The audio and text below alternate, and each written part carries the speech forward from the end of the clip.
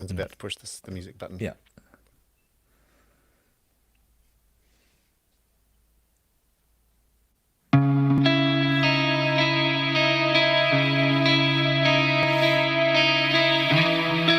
Kia ora koutou katoa. Welcome to The Hoon, where co-host Peter Bale and I go around the week's news in geopolitics and Aotearoa's political economy with a whole bunch of experts, academics and politicians, all to understand our worlds better and have some fun.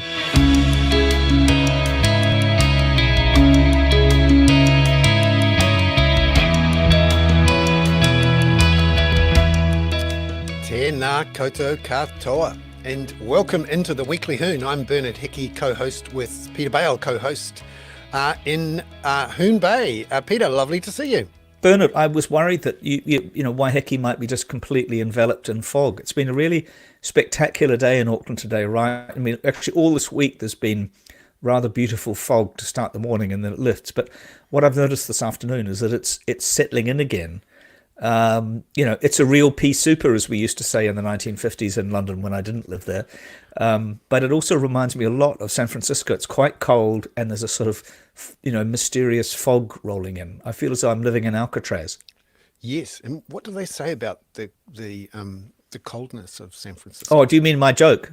Yes. The one of the oldest jokes in America, which is the coldest winter I ever had was a summer in San Francisco. Yeah, Yeah. yeah.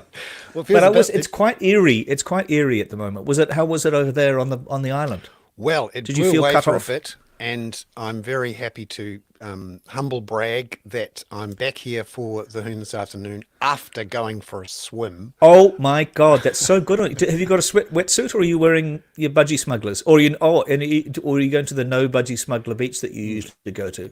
Little Palm, as we call it. No need for Jesus, don't tell togs. anybody else. For Christ's sake, there'll be people who follow the Hoon coming over and with their binoculars and microscopes looking for you. Thank you. Jesus.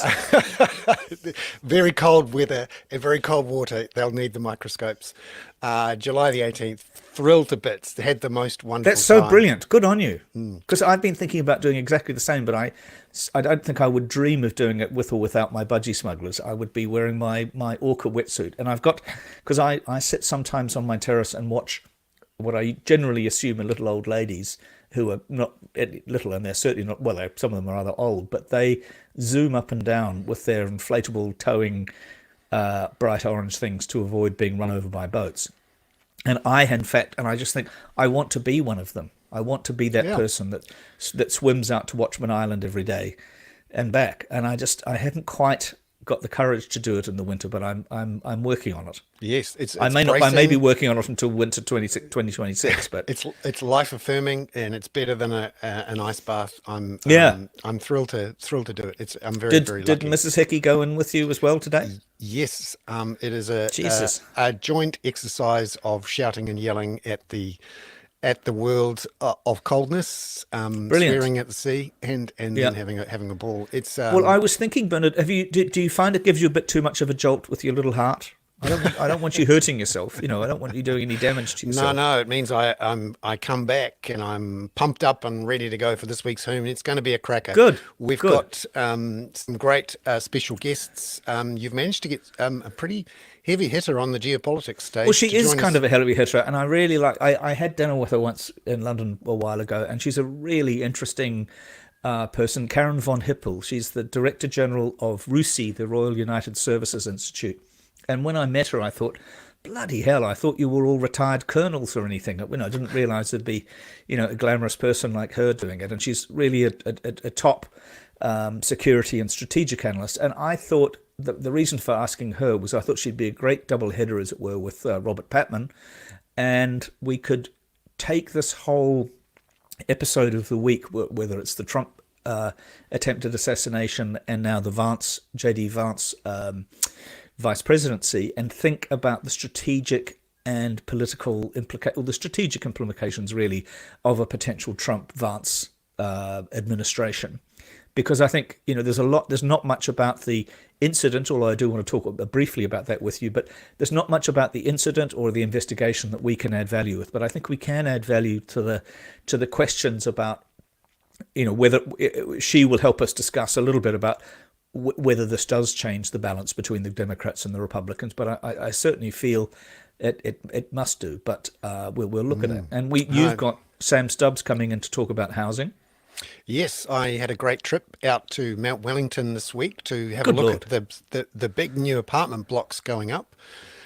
Sam Stubbs, Simplicity Living, Shane Brearley, and the crew who are planning to build tens of thousands of houses are right in the process at the moment of building two or three 300 apartment build to rent blocks in Auckland. They are doing it with some new, very productive and long living, but much lower cost techniques. We'll talk about those. Theoretically, yep.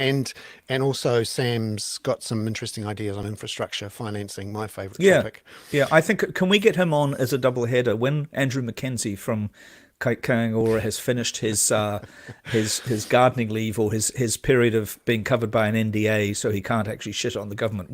When he can shit on the government, let's have him in with Sam to really drop one on the government about housing and their loathing for Kaingora. To The bring us Herald's probably regards that as a win for them. I suspect the end of the Yes. Kaingora chief executive. I think the ganging up on Kāinga Ora is reflective of how hard it is to reduce inequality once you've got inequality. People gather together in their own groups, they circle the wagons, and rather than question the system which is causing the inequality, they attack the Yeah, and others. certainly don't talk about race-based inequality because that seemed. I was really struck, Bernard, and we've talked again about this, but maybe we should actually offer David a place on the Who, not regularly like Robert Patman, but a spot because that Farm Act decision or request that he made the other day to Farm Act to stop considering the Treaty of Waitangi so much seemed to me to be both a retrograde step, but also getting way ahead of his own bill. He should be waiting for that bill to go through the select committee, get as far as it's going to go, surely, rather than using his own ministries to shift what is 40 or 50 years of accepted jurisprudence and governance around the treaty. Yeah, you could say that all politics is performative, but that one in Well, his particular. is particular, yeah. Oh, actually, before we go to Catherine on the environment, I should make a small correction for something I said last week, which I realised slightly later. I was talking at one point about the new British UK Attorney General, who is an extremely clever lawyer called Richard Hermer.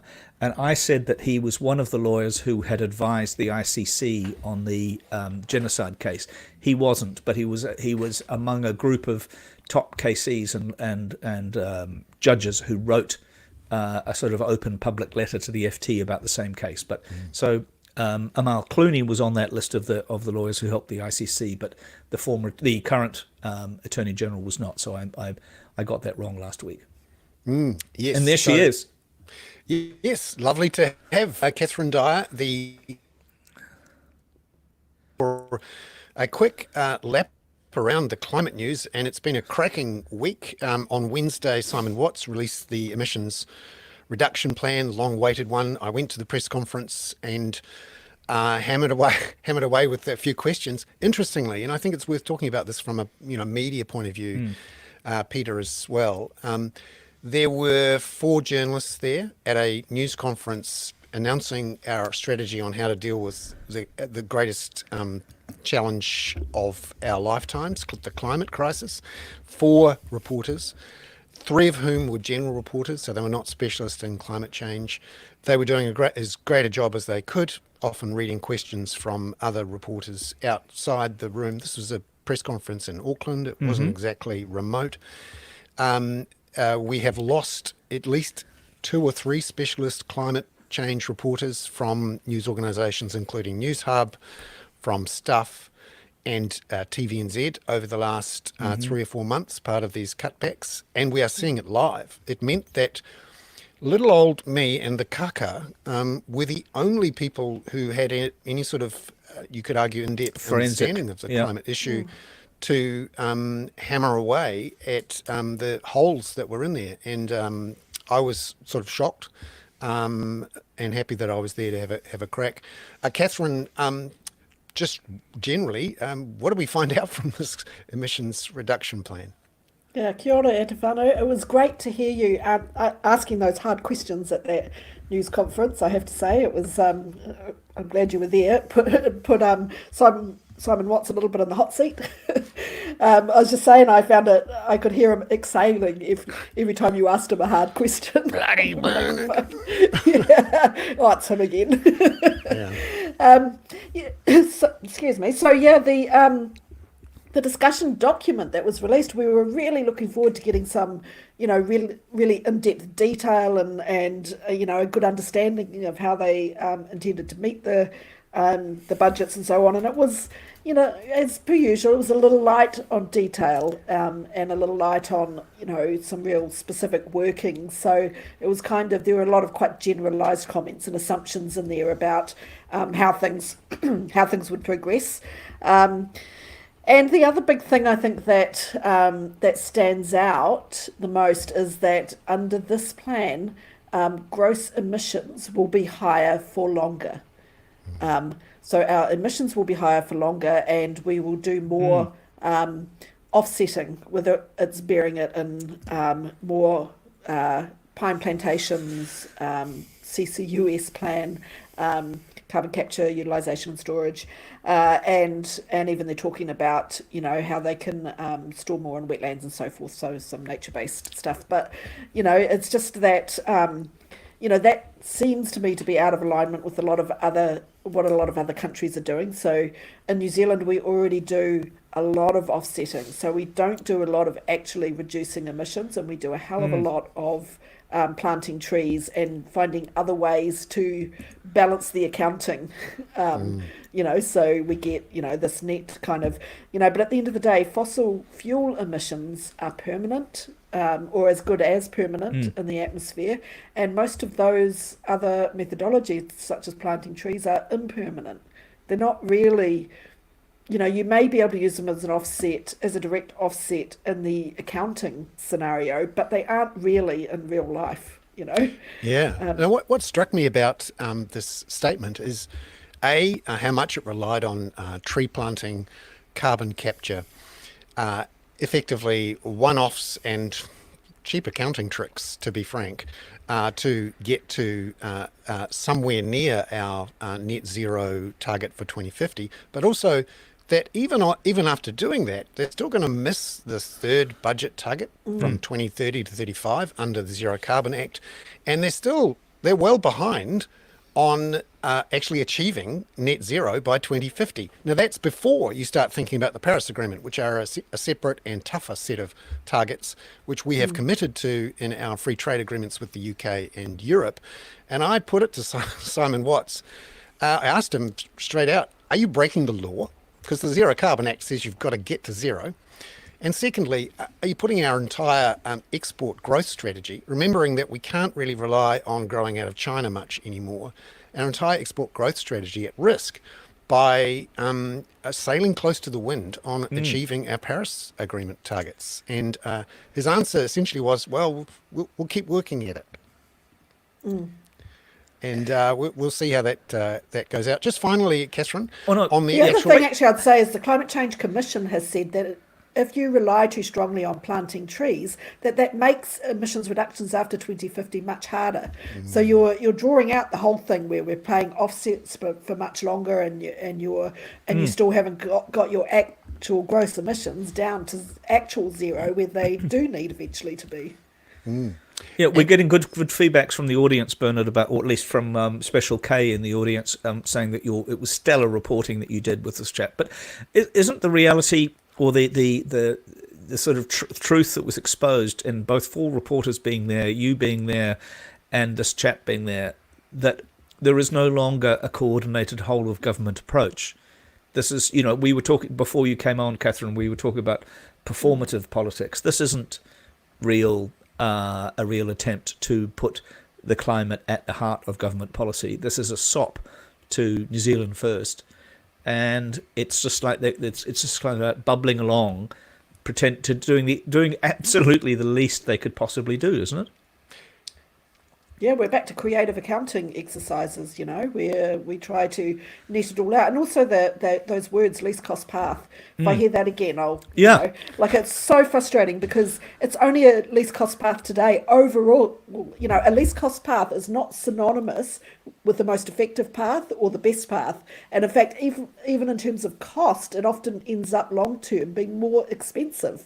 So it's only least cost in the short term. In the future, it gets more expensive because you're having to do more offsetting for longer. Yeah, in order but do to we meet your think, targets. Catherine, that, I mean, is it right to suspect, and Bernard, you want to chip in on this too, that there is essentially a high level of denialism sitting behind this? It's doing the absolute, or appearing to do the absolute minimum, while effectively saying the least. I was down at the waterfront today, and I know I was thinking about Bernard because it was foggy, and so there were 4,500 trucks backed up going to the container terminal. But I saw a couple of car carriers with Ford Rangers in them, and I thought, hang on a minute, There's a metaphor. There's a metaphor there. But we're trying to do the least cost option. Also means the least currently politically risky version, right? In New I would Zealand. say there's not a full engagement with the consequences of not reducing our emissions. And what I'm surprised about is how corporate New Zealand, so the big end of town, and we're talking here about the likes of Fonterra, Zespri, Silverfern Farms, our major exporters, companies which have signed up to ESG rules, which are now having to report their emissions properly. They're being held to account by banks, capital regulators, international regulators on achieving targets. How come they are not calling bullshit on this government's deliberate ignorance and failure to act on the greatest crisis we have alongside our housing affordability crisis? I'm actually pretty grumpy about the various boards and chairs and risk directors in not just our biggest companies but our biggest banks not actually saying, hey, you're putting not just the nation's future in danger, you're being selfish and cynical and short-termist, you're putting our assets and our equity of our companies at risk. And maybe they're doing it behind the scenes, but in the Koru Lounge society that we have in New Zealand, maybe Bernard, we should happening. get the whoever represents the New Zealand Insurers Association to come in and tell us how they view this, because I think that hitting it where it hurts is really. I mean, We need it some does seem as though actuaries there on the floor. some actuaries, and it does seem as though the sort of business class, as it were, since the end of the business roundtable, is rather supine. Yeah, well, the ones who are really making stuff happen, to be honest, a lot of them have left the country. Secondly, those people who are here in positions of authority are often running not companies they've created themselves that they can genuinely say, I created value. They're often running existing monopolies or oligopolies, some of which were created by the state and have been sold off into the private sector. So I'm here talking about the Gentailers, the Air New Zealands, some of the banks and insurers. They have dominant market positions. Their main aim in life, in a way, is to have a quiet life without a regulator or a politician crawling all over them to make good, juicy profits and cash dividends. Remember, our listed company sector is very much about cash returns to shareholders. And but that they are grown-ups. They're not climate denialists.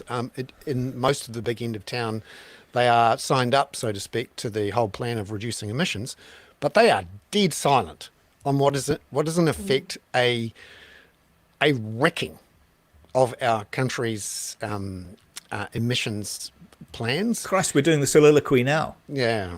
Yeah. I mean, I sat there getting more and more outraged, angsty at what I was hearing from in front of me from Simon Watts on Wednesday, thinking, you know what? You only care about the 2026 election. You're not thinking about my kids, my grandkids, or even your own grandkids. They can't vote right now. That's Yeah. the only thing you're thinking. And Well, let's get them someone on. needs to call Let's bullshit get them on. it. Yeah. Yeah. No, Good we'll on you. We'll have a go. Yep. So thank you very much, Catherine. Lovely to have you on. And cracking climate wrap will go out tomorrow morning with a little chat that Catherine and I have had. Catherine, thank you so much. Cheers. And I'll hand it over to you, Peter, for right. an epic geopolitics section on the Hoon. Yeah, thanks very much. Now, can I welcome Karen von Hippel, who was up at 6:30 at her lovely house in London, and our old friend Professor Robert Patman in Dunedin at Otago University. It's a great pleasure to have you, Karen, and really exciting, actually. I remember when I first met you that I thought anybody who's running RUSI, the Royal United Services Institute, should actually have either a uniform or a kind of brigadier's moustache, or a little stick under a swagger stick under their elbow. And let me introduce you also to Bernard Hickey, who is the co-host of this and New Zealand's most respected financial and housing journalist, and much else. And I think or at least Robert has been talking to some of your people. Robert is New Zealand's best-known expert on foreign affairs, apart from me. And Robert and I have a secret plan for him to help organise an honorary doctorate for me. So will behave yourself. Now, look, I wanted to have you both on, Karen and Robert, and particularly you, Karen, in this regard. We've seen the attempted assassination of Donald Trump. Thinking about this, I didn't feel as though Bernard and I could offer much on the incident, on the feedback. We are going to talk probably at the end of the show a little bit about the photograph and the risks that photographers take to take those, because we sometimes do some media things. But if it's true, and I'll ask, I guess the first question is, Karen, do you think it is likely that incident makes a Trump/Vance administration more or less likely? Well, first of all, thank you for having me today. It's a pleasure to be here. And 6:20, I can do it. Yes, I'm the Director General at RUSI, but I'm not sure I'm either a director or a general at this stage. I think of you as a brigadier, really. Yeah. But it's a pleasure to be here with all of you. And Robert, I just read your very excellent piece that you did for our blog. So thanks, thank you. And I would encourage all your listeners to listen to that on New Zealand and Ukraine. So thank you. Sorry, that's enough PR. Get on with it. All right, we'll include a link in the show notes. Carry on. So the question was about the assassination attempt and the bump that it's given former President Trump. And yes, what we it's given assume him is a bump, yeah. Right, it's given him an enormous bump, but I think it was Harold Wilson. According to ChatGPT, it was Harold Wilson who said a week is a long time in politics in the 60s to describe the fast. Now a day, 12 hours, 1 hour is a long time. I mean, I wake up and I look, and Biden is actually reconsidering now. And yesterday we saw Adam Schiff pass a message. We saw Schumer, Senator Schumer, who's the Democratic head of the Senate, go in to see Biden in Delaware and Rehoboth, where he's quarantining himself because he caught COVID. So it is likely that Biden may pull out of this race.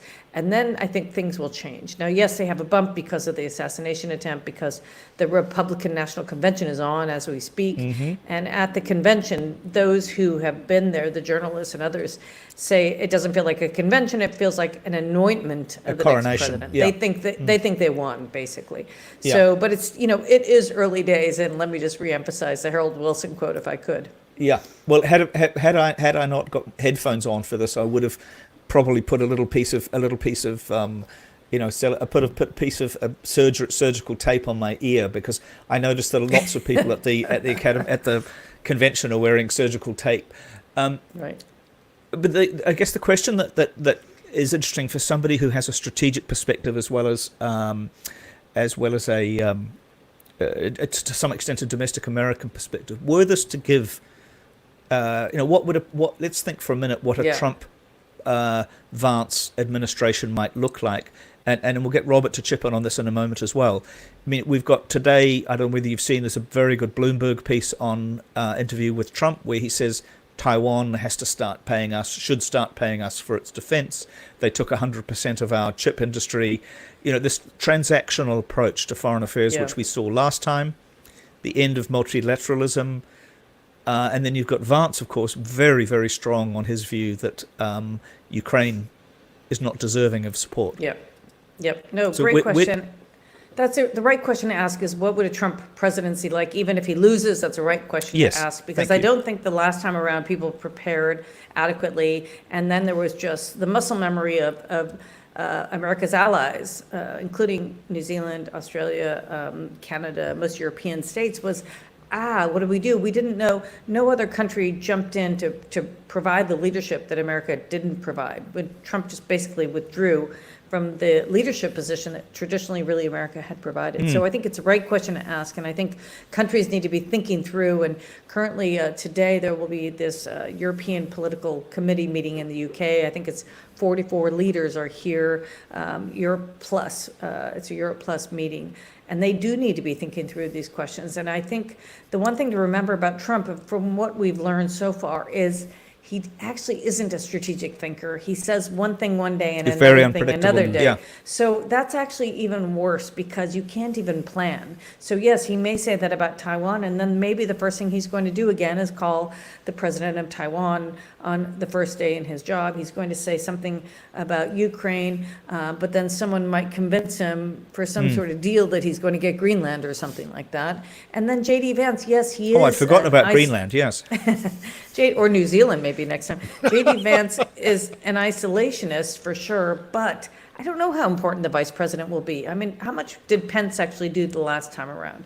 Well, he prayed. He prayed. Apparently, he spontaneously prayed, which really pissed off Trump. Apparently, but carry on. Yes, but Trump wants to make every decision on his own. So some of the bureaucracy will try to get on and keep things moving in the right direction, like they did last time. He will bring in smarter people who are more destructive than the last crew was. They didn't understand the bureaucracy at all the last time, so they actually weren't able to do as many things. So it'll be a mixed bag, basically. That's what I think. And I think America itself will become more marginalized.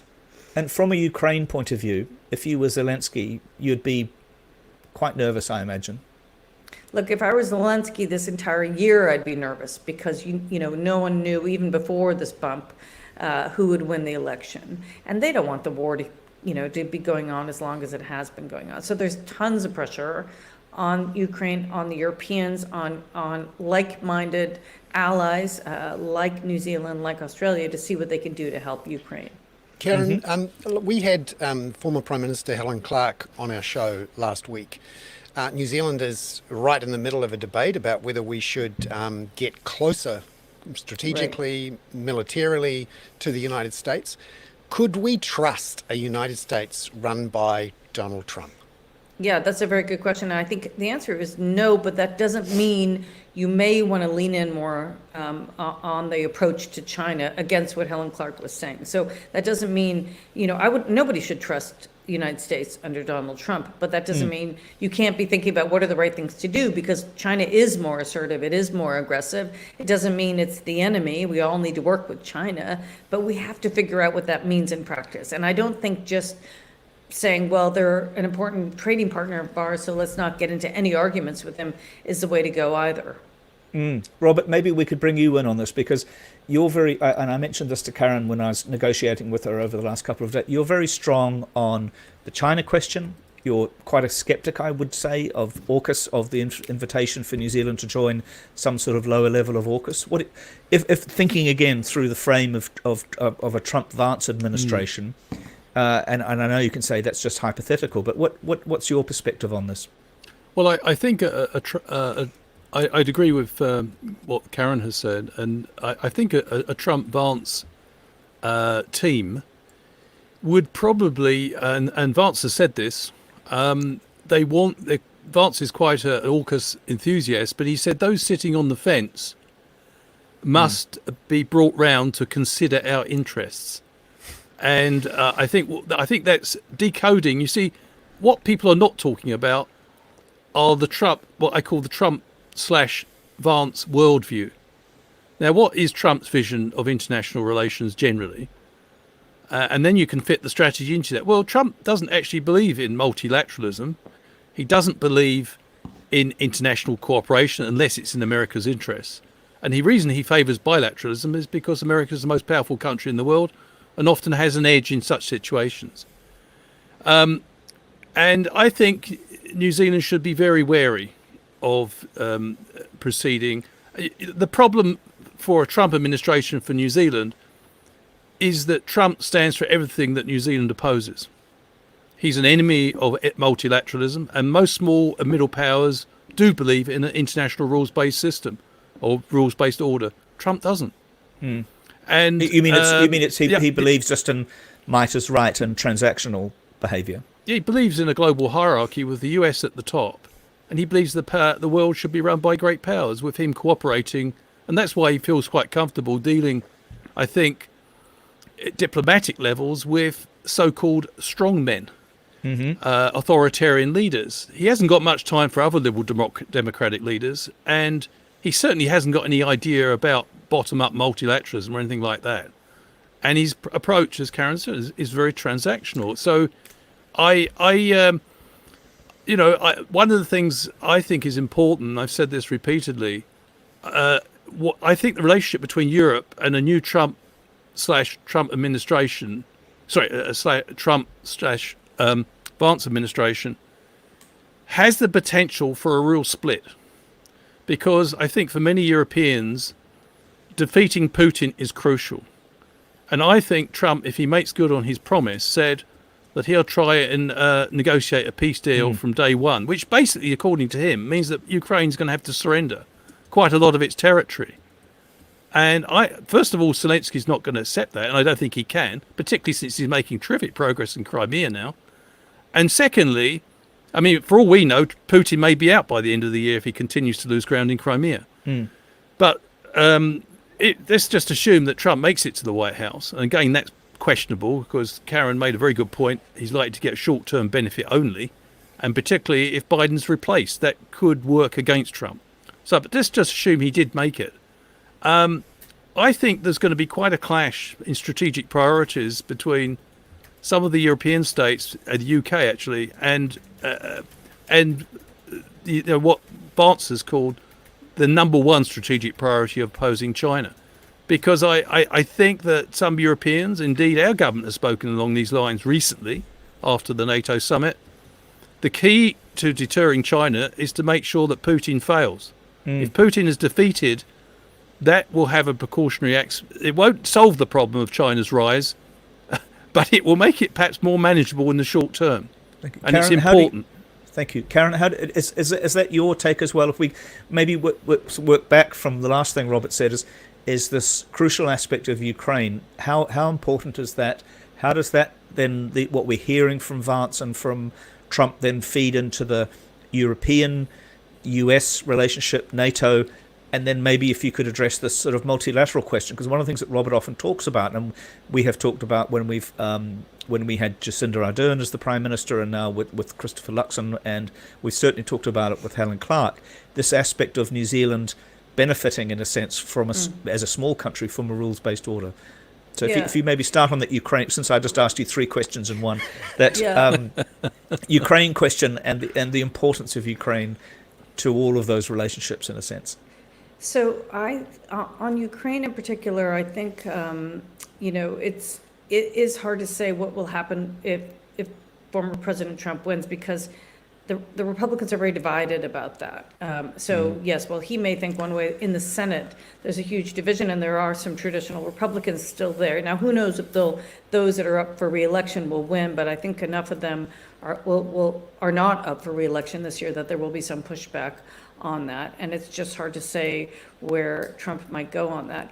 I am struck, and I was struck when I read Robert's piece, because of course, in the UK, I've been to Taiwan a couple times, I've traveled to Asia several times, and I was always struck when I traveled with Brits in particular and Europeans, how it was hard to convince them to get their head around why the Indo-Pacific matters, why Taiwan and the Taiwan Strait matter.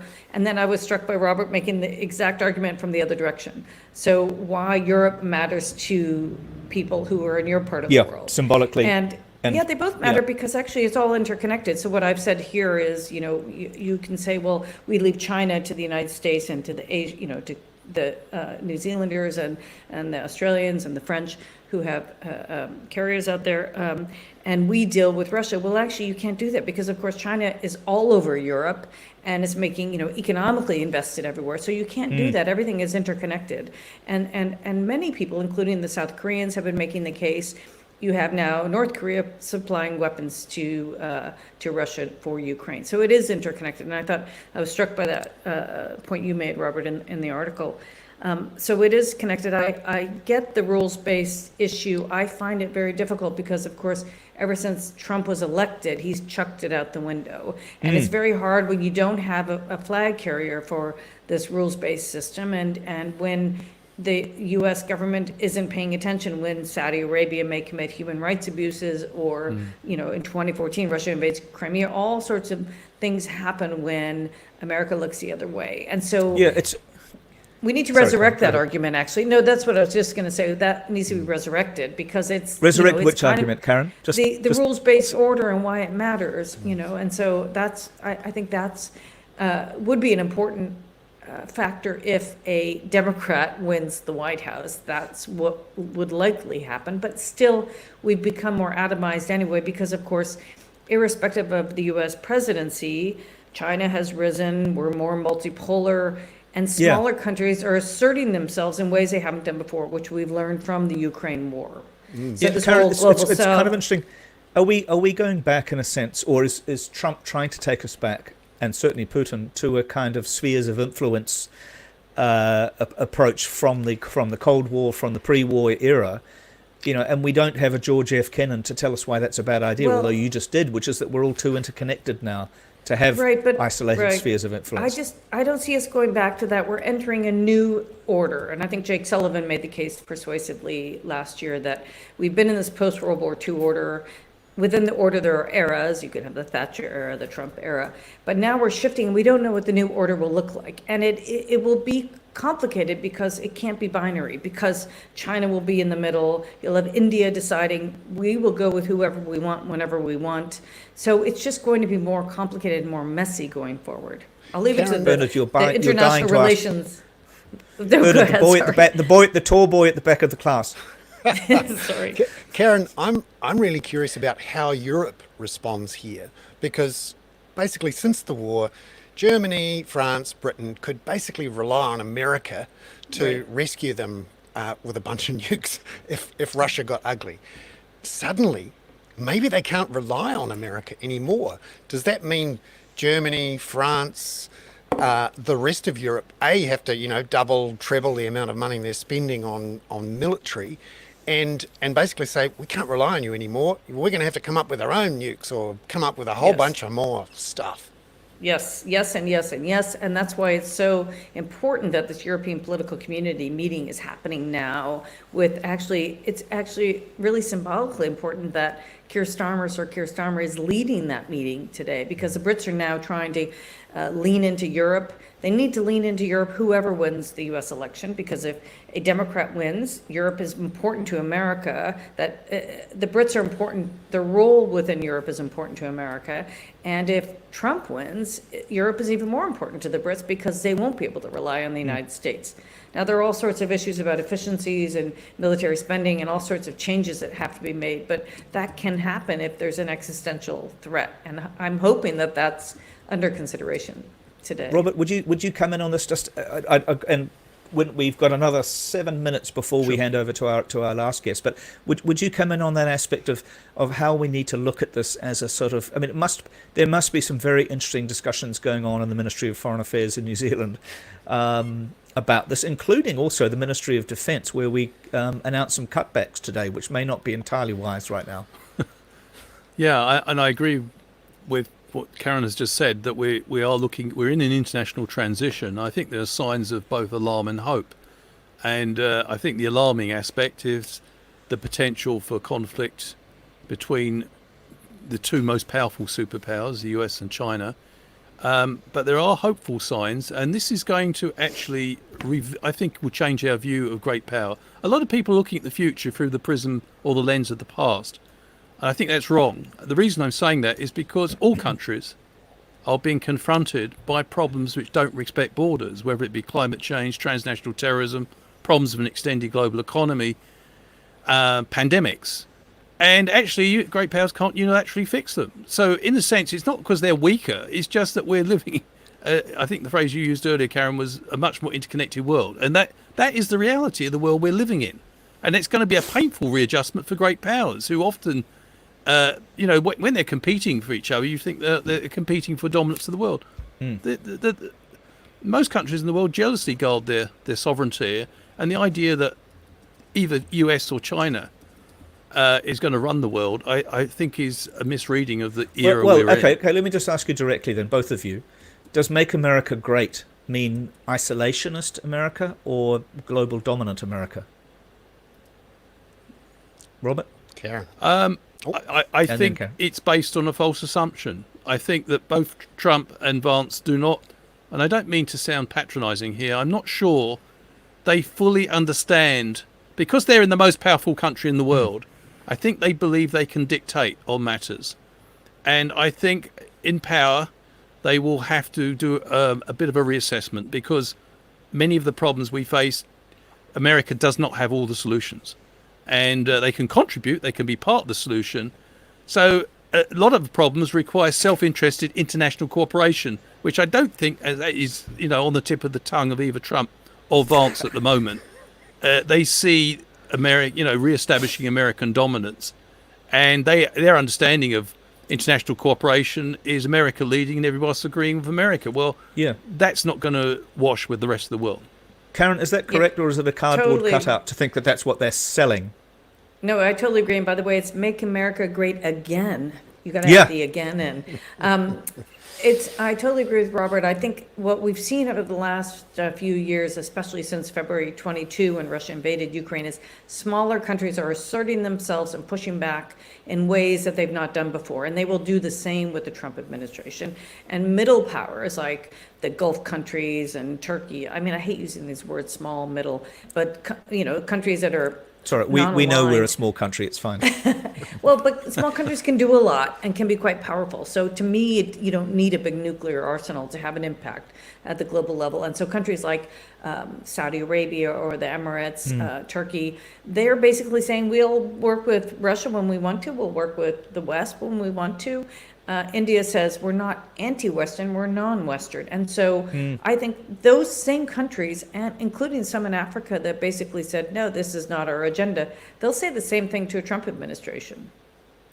Karen, let me ask you, and I said I would be cautious about asking you questions about domestic politics, but a couple of our audience, we have 3 minutes more, have asked about Project 2025, which I think Jonathan Swan, first at Axios and then at the New York Times, has done the best work on this, which is this rather extraordinary collection of papers, pretty much coordinated, it would appear, by the Heritage Foundation, which show some remarkable attempt. I think it's the top 7,000 civil servants would be replaced.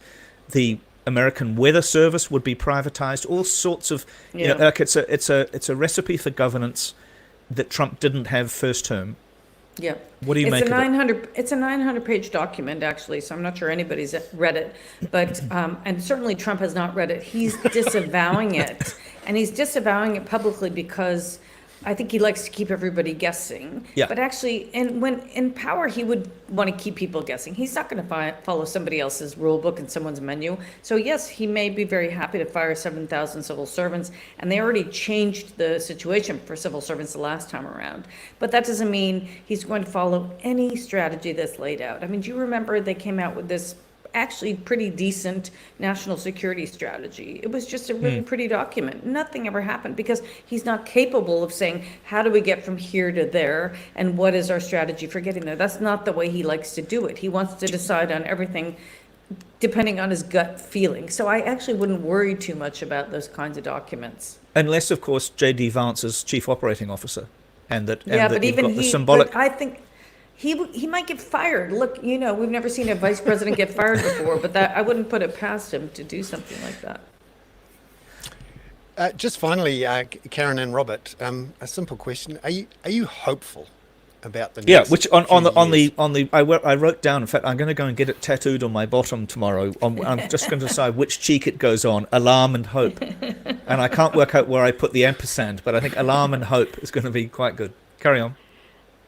So I'll start if you don't mind. Yeah. So I just want to build on something Robert said. Basically, we are in this transition point, an inflection point, and we can shape it or we can let it shape us. And so it really depends right now. Leadership really matters, but also voices on the outside. So it's great, you guys are getting the message out there and talking to people, because I think civil society matters. I think journalists matter. I think everybody matters if we want to help shape where we're going. Well, that's kind of you. Thank you. Yeah, So I right agree with cheek, Karen. right cheek, I'm saying. I couldn't possibly comment on that. But I was going to say that with respect to what Karen was just saying, one thing we haven't discussed so far, which I think we should just add into the mix, let's just say a Democratic president's elected, whoever that may be, whether it be Biden or someone else. I still think there'll be a tension between what I call US exceptionalism, US rules, and an international rules-based order, and the two are different. We've seen with the Biden administration, they have quite a selective understanding of international law with unconditional support for the Netanyahu government, and that's caused some concern. So I think there's been some challenges, but I think, like Karen, the small powers and the middle powers, irrespective of who becomes president of the United States, are going to remain active, because the big powers can't solve all the problems facing the world. And this is quite a qualitative shift, and I don't think anything's going to reverse that trend. Brilliant. Thank you, Robert. That was excellent. Next you. time we have you on, you're not allowed to keep agreeing with each other. We like a bit of a stoush going on here. But thank you so much, both of you. That's all Karen, you're such a fantastic sport to have come on, you. and I think our audience really appreciates thanks, it. Karen. Thank you. Cheers. Thanks for That's inviting great. me. Thank you. Bye, Cheers. everybody. Thank you. Thanks so much. Thank you, Robert. Thank you. Speaking of stoushes, here's Sam. Sam Stubbs, the CEO of Simplicity, joins us again on the Hoon. Wonderful to have you, Sam, in particular because I had a great outing earlier this week. I went to Mount Wellington, where Simplicity are building houses. And of course, anyone at who gets the kaka and watches the Hoon knows I'm a housing tragic, and I'm really, really lucky. Sam is even more of a housing tragic, but he's not just tragic and watching, he's tragic and doing. Sam, could you tell us about this set of apartments that are popping up in Mount Wellington to start with? Yeah, so look, this is part of our long-term, plan to get KiwiSaver money to build 10,000 homes around the country to rent, for long-term rent. And so we've built 200 and they're successfully rented. Now this is the next 300 that we're building there. And it's a community of 300 homes. This is very, stock standard stuff in Europe and the States. We're just doing it in New Zealand for the first time. And in fact, Kiwi have just built one down the road as well, which is about the same size. So this is, what's going to happen in the housing market. We haven't had this option of long-term renting owned by institutional owners. So we're doing that. And we've got land for another 600 already bought, and we're developing up now. So we're building about one home every 2 days now, 1.8 days. And then the aim is within about 3 years, we'll be building 3 homes a day, or about 1,200 homes a year. And then we're giving all the IP away. So about 70 organisations have taken it because, we can't solve the housing problem. There's a huge. What do you mean the IP in this way, Sam? Please. This is the whole financing construction methodology, basically how you build these things. We build them about 50% faster than the market. They're about 3 times the building code. But most importantly, they're about 35% cheaper. And it's really because we're just effectively running a factory. It's like running a Toyota factory, just the product happens to be houses, but it's a methodology. And because it's in scale, and in large scale, you can control the whole process. Can you give us Sorry, go ahead, Bernard. Can you give us a sense, Sam, of a couple of examples of how Simplicity does it differently when it builds an apartment than, let's say, a regular old house on a subdivision, or maybe even a townhouse? Yeah, sure. So, in New Zealand, we're obsessed with customization, right? We want to choose the taps and all that stuff. So we just do it very, very cookie cutter. So the buildings look different on the outside, but internally they're 90% the same. And the construction is all old-fashioned materials: concrete, brick, steel, tin. Don't like using a material that hasn't been around a couple of hundred years, because these things can go wrong. And so the focus is not on the materials or the technology or the newness; it's on the construction efficiency. So we call it on-site manufacturing. So all of the materials come and they're all built. We basically run a factory on site. And when you do it in scale, we have to build at least 50 homes in order to get the benefits of that scale. But you really can build cheaper. So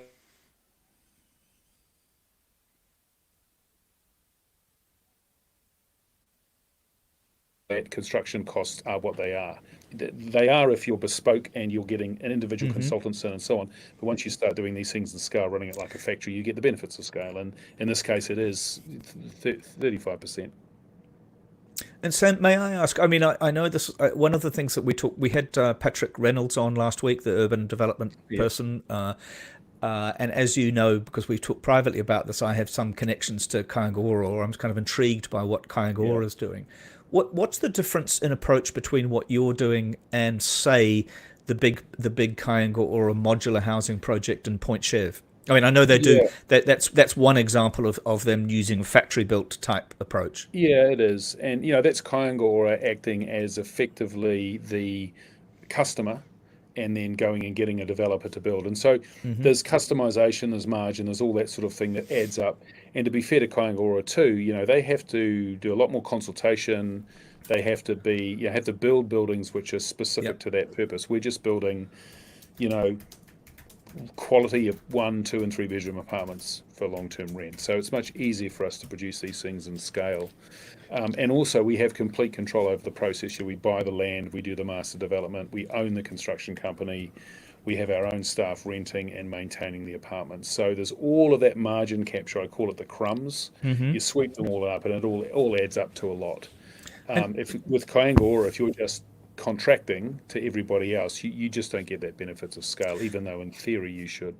And Sam, I was also struck when we're talking to Patrick last week. One of the things that he was making a point about Kaingora with, and it was also seemingly clear in some of the things that Andrew Mackenzie had said, although he hasn't said too much publicly about being rather not just having his wings clipped, he's also had his throat cut, it would appear, by the government. But the point, one of the points that Patrick was making was that Kaingora considers the overall impact on the neighbourhood, on the town, on the development. It's very conscious of urban development, whereas that's much harder for you to do in the sense that, presumably you build adjacent to parks and things like that rather than necessarily providing that kind of thing. I mean, how does that urban development, thinking of it not as an island, as it were, go? Look, I'm going to be a little bit controversial here. You'd expect me to say something pretty, but I just think that's an excuse for a lot of hooey and not doey, because at the end of the day, you're just building houses in places. Is that HUI or HOOEY? HUI. So it's sort of like, I think one of the problems with Kaingora was it was full of very well-intentioned people, but it felt and we were dealing with them, it felt like an organisation which was sort of more interested in talking about building houses than actually building them. Hence this thing about community building and sensitivities and so on. Now that's true that they've had to account for some of that, but at the end of the day, they're just building houses. And so we've completed 3 developments, and one of them, I think, Bernard, you've seen it. You've seen what we build at X price, and you've seen what KO built across the road. There's no more sensitivity. In fact, we have more green spaces, more planting. We have sculpture parks. We have all of that stuff. You do that because as an owner of these things for 100 years, you just want to make them attractive places to live in, and so you're sensitive to where they are. So I kind of get the intention there, but I think the delivery of that just got layer upon layer upon layer of consultations. So I think it became a victim of its own ideology. So, Sam, one of the theories we've had for decades is that New Zealand can't do apartments because the private sector doesn't have the balance sheets and the time horizons, the patience. There's not enough patient capital in the private sector to do it. Yeah. So only the state can do lots of these, long-term, big project, long-run apartment blocks. Could you tell us a bit more about the sort of financial structure behind what you're doing and why there is some patient capital and it can be deployed. Yeah, look, if you look at long-term rental housing around the world, choose any market you want, Sweden, Germany, France. It's basically pension funds that do. It's either the state or pension funds, and that's because the money we have is very long duration. We have a 100-year view on this, and you've got to have a 100-year view because otherwise, when you're developing properties and that, you're always going to want to squeeze the lemon to get the short-term profit, which means you cut down on the quality, you make it smaller, you don't spend so much time on money on car parks, gardens, whatever it is. So you have to have it's a long duration asset and it's a long duration capital. But here's the interesting thing about it, Bernard. This is why it's so attractive to pension funds is it doesn't matter what financial markets do, you always pay the rent, right? So you get really close to the cash. So pension funds love the security of the cash flow that comes from people paying their rent. It's, by the way, why they're also sometimes big funders of mortgages as well. That's why we do mortgages. People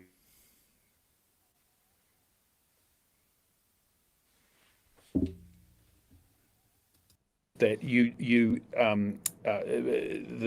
though it's very long duration money, the perversity is that we invest. Most fund managers invest in a very short term way in New Zealand, and there hasn't been this long term big asset class that we can get involved in now. It's just starting to happen. Housing and you're getting enough. KiwiSaver's got about 120 billion now, and it's just we happen to be the first to do this, but we won't be the last because it's a really nice long-term asset to build, own, develop, and get sure cash flow from. Because remember that people are withdrawing money for KiwiSaver. Like in 30 or 40 years' time, people will want their money from KiwiSaver, no matter what the financial markets, whether they're up or down. You want to be able to offer them. You want to be able to lower the volatility in that. So you would offer accept some sort of a secure lower return. return security of cash flow, right? Yeah. So we in our world we call this duration matching, and it's an ideal asset to own long term. Interesting. Sam, we've got a couple of questions from the audience, really quite specific ones, actually. David Mooring, who comes along quite a lot every Thursday, says, do your apartments have separated airflow with air conditioning and natural airflow? Yes, they do. Okay. And if you're building it for 100 years, you overspend on these things. We actually spend about 5 to 7% more than we would have to in order to get these things to last a lot longer. And somebody else, Vicky Terrell asks, what about accessible housing? Are you working with LifeMark? I assume it's accessible as part of the conditions, is it? This is interesting, So KO build, their target is 15% of their apartments are LifeMark. Our actuality is 85%. Because if you think about owning these things for 100 years, as the demographic gets older, people get older and older, if they want to rent these things, they're going to have wheelchair access, ramps, larger showers, all those sorts of things. So from a purely commercial point of view, it makes an awful lot of sense to really up your LifeMark. Once again, it involves a little bit more money, but it makes it a much more enduring asset. And so this is an interesting thing, where commercial drivers can actually produce better social outcomes, as long as your thinking is sufficiently long enough. So may I ask, Sam, and I've been wanting to have you on for ages, and I nearly rang you actually to ask you this. I don't know why I'm so interested. It's probably, but I spend too much time with Bernard. But what is the outlook for Kaingora? I was struck by Chris Bishop's comment about it returning to being a landlord, which, anybody who remembers those pictures of Mickey Savage carrying sofas into state houses, they've never just been a landlord. But what's the outlook for Kaingora from your point of view? Look, I think they've got, 80,000 houses, something like that. So they've got one hell of a stock of housing that they're going to have to look after rent. And I think the outlook for Kaingora as a property developer is pretty sketchy because they've tried that, it hasn't worked. As a property owner, look, someone's going to have to own these things and maintain them. And I hear theories that community housing, chips around the country might be able to take this stock on and do it. I mean, that's a huge balance sheet item and it's a huge amount of work, and I'm not sure that they get up to do this. So I think Kaingora's has been unfairly, picked on in the media in this sense that I think they've got a really tough job, like maintaining the tenancies and the health of 80,000 buildings is a huge job. So I think Kāinga stays in some form. It may be called something different, but that's a massive job. The private market is not going to do that. I don't think community housing providers are geared up to do it. So I think by default they end up having that function. And by the way, that could be a really good function. I mean, there's no reason why they couldn't do a great job. Interesting seeing Simon Mutter get in there. I personally highly rate him. I think that he may bring a discipline into Kāinga and a focus on outcomes, which could be really good. I'd be very sad to see it fade away or get split up because some model might be able to do it better. I think this is an issue of execution, not of structuring or ideology or the philosophy about how you should manage 80,000 state houses. Thank you, Sam. And Over to you, Bernard. and they will still have to build an awful lot of houses, if only just to replace the ones that are dissolving in that stock. Yeah, well, we have to build 20,000 houses in New Zealand just to stand still. 20,000 houses fall over, burn down, or wear out. And we have a building code for 50 years, so we're creating that problem for us forever. So, so the state's going to have to do some of it, pension funds are going to have to do some of it, and the private market, clearly. But, the crisis we've got into in housing is just a shortage of houses, and that happened, with Muldoon. And when 82% of New Zealanders owned their house, and we had the crisis and we got bailed out by the IMF, we stopped building state houses. And the Faustian pact that New Zealanders have had for the next 30 years is we all like to see our house prices go up because the state stopped building state houses. And we always had more important political objectives, schools or roads or whatever. So now, however, now that 62% of New Zealanders own their house and the price has gone up, you don't see the governments talking about house prices rising as being a major focus, right? So we've had this Faustian pact, a whole bunch of us who've been homeowners have got rich, and the only way to solve this problem is to build more houses. So hence we're doing it, hence we're providing the IP for free so a whole lot of other people do it, because it's completely bonkers to me that in a country with all this land, all the natural resources, all the money, all the labour, we have some of the highest house prices in the world. That's stupid. Just finally, Sam, you wrote an excellent op-ed, in my view, last week, talking about how some of this now large amount of private institutional capital could be deployed to build a lot of houses. What sort of changes or direction could we go there? Oh, look, I do two things. First of all, is I just personally think that I don't understand why the government owns 51% of the gentailers. They should just own 20% of it, so they have a blocking stake, so it can't be sold to anyone they don't like.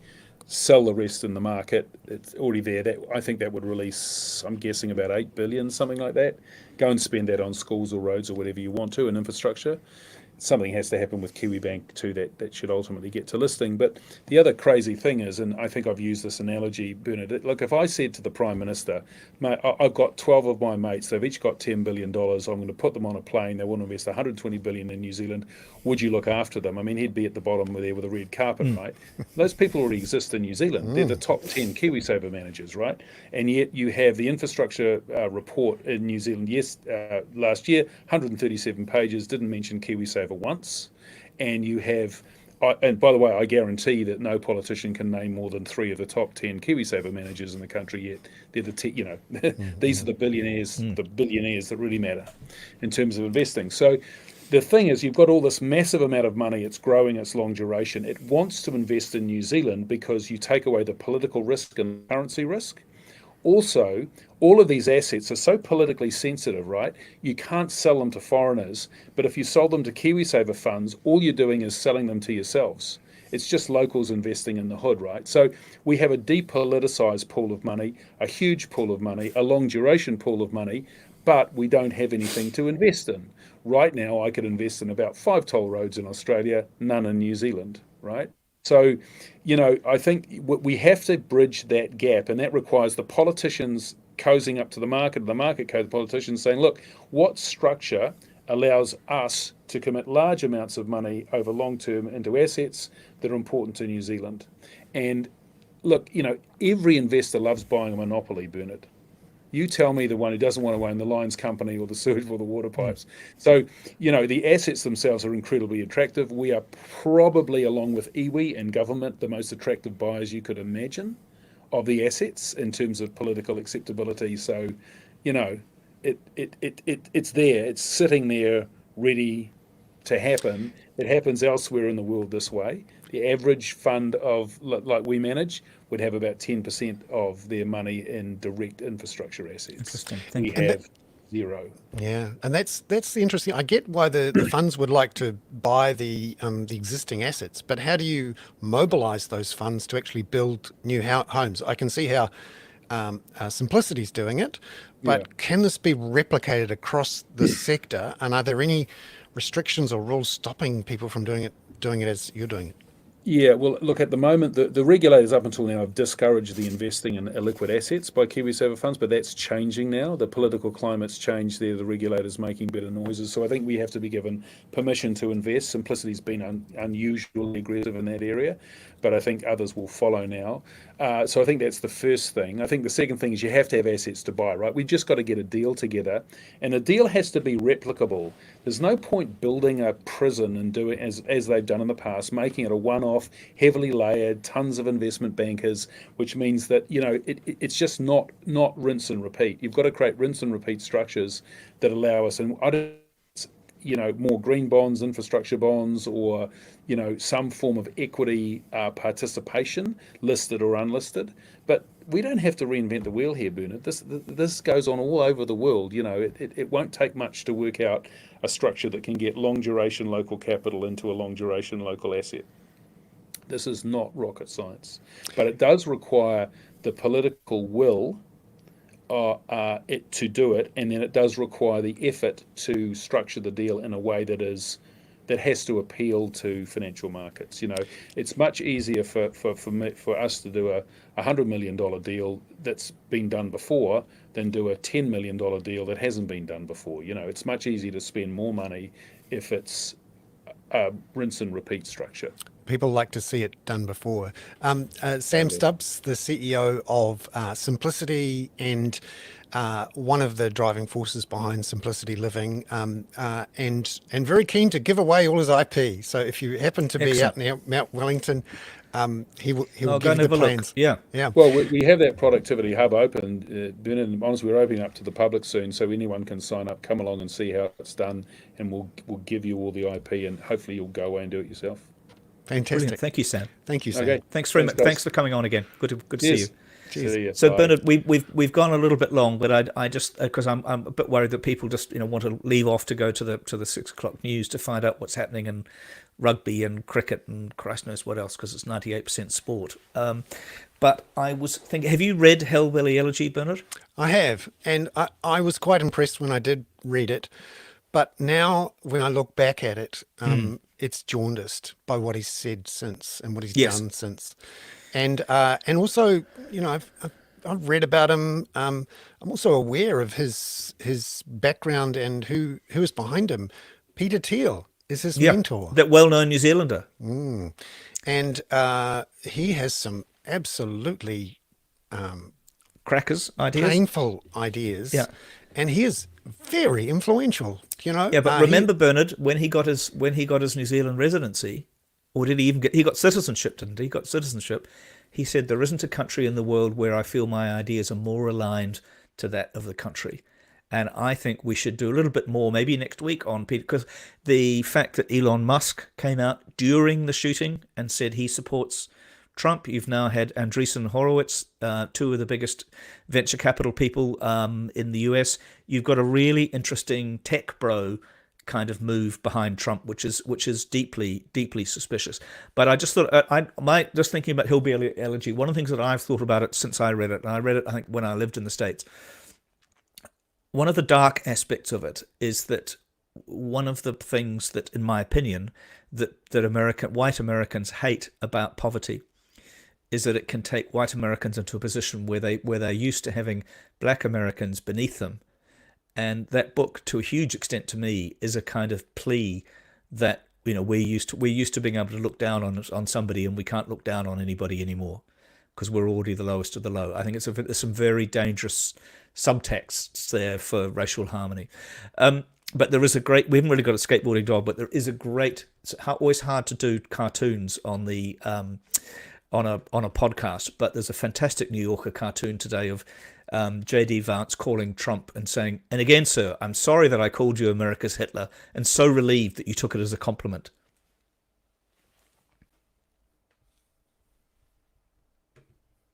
All right.